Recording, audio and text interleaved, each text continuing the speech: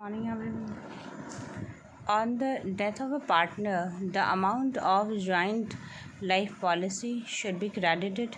to the capital account of all partners, including the deceased partner, in their profit sharing ratio. तो जिस partner की मृत्यु हो गई हो और जितने भी लोग पार्टनरशिप में हों उन सभी के अकाउंट में वो पैसा जाना चाहिए। On the death of A partner, किसी पार्टनर की मृत्यु हो गई, the amount of the joint policy, तो जो जॉइंट लाइफ पॉलिसी है शुड बी क्रेडिटेड, वो क्रेडिटेड होनी चाहिए, मतलब वो अमाउंट भेजा जाना चाहिए capital of account all partner, जितने भी पार्टनर हो उस बिज़नेस में, including the disease partner in their profit sharing ratio. तो उस प्रॉफिट शेयरिंग रेशियो में वो सभी डिसीज़ जो लोग डिसीज़्ड हो गए हों पार्टनर, मतलब जिनकी मृत्यु हो गई हो, और जो पार्टनरशिप में और लोग भी हों, ये 2 3 4 पार्टनर भी हो सकते हैं, शायद उससे भी ज़्यादा, तो सभी के अकाउंट में बराबर बराबर अमाउंट जाना चाहिए। तो ऐसा ये पार्टनरशिप पॉलिसी बता रही है कि पार्टनरशिप पॉलिसी यानी लाइफ पॉलिसी जो उसने ले रखी है वो सभी के अकाउंट में क्रेडिट होनी चाहिए। In the absence of any contract to the contrary, capital profit share arising on the dissolution में होता है भंग करना of a partnership, किसी पार्टनरशिप को भंग करना, डिज़ोल्व करना, मतलब ख़त्म करना या भंग करना। A partnership firm is credited to the partner's capital account in, तो in the absence of any contract,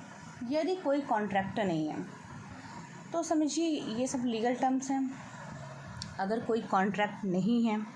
if there is an absence of an contract का एब्सेंस है, कंट्रेरी कैपिटल प्रॉफिट अराइजिंग, तो जो कंट्रेरी कैपिटल प्रॉफिट अराइज हुआ है, जो profit मिला है ऑन द डिसोल्यूशन, और किसी फर्म के किसी पार्टनरशिप के डिज़ोल्व होने पर, भंग होने पर, कोई भी पार्टनरशिप भंग कर दी गई है, डिज़ोल्व कर दी, ख़त्म कर दी गई है, उस स्थिति में क्या होगा, क्रेडिटेड टू द पार्टनर्स, तो सभी पार्टनर्स के अकाउंट में वह अमाउंट क्रेडिट किया जाना चाहिए जो प्रॉफिट का अमाउंट है। तो प्रॉफिट शेयरिंग रेशियो, इसको क्या कहते हैं, इसको प्रॉफिट शेयरिंग रेशियो कहते हैं। तो उसी रेशियो में जिसके अकॉर्डिंग पार्टनरशिप की गई है, in the absence of contract, और कॉन्ट्रैक्ट नहीं भी है, एब्सेंस ऑफ कॉन्ट्रैक्ट है, तो भी वो प्रॉफिट शेयरिंग रेशियो के अकॉर्डिंग वो अमाउंट क्रेडिट किया जाना चाहिए जो प्रॉफिट अराइज हुआ है। कैपिटल प्रॉफिट से जो प्रॉफिट अराइज हुआ है, जो प्रॉफिट मिला है हमें, वो उन पार्टनर्स के अकाउंट में वो प्रॉफिट शेयरिंग रेशियो क्रेडिट किया जाना चाहिए। थर्ड विकल्प सही है आपका। ये सब लॉ से रिलेटेड टर्म्स हैं, तो चलिए देख लेते हैं। According to the decision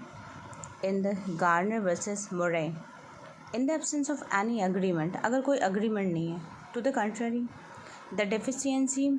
of insolvent partner, यदि कोई deficiency है of insolvent partner, कोई व्यक्ति पागल या दिवालिया हो गया है, must be borne by the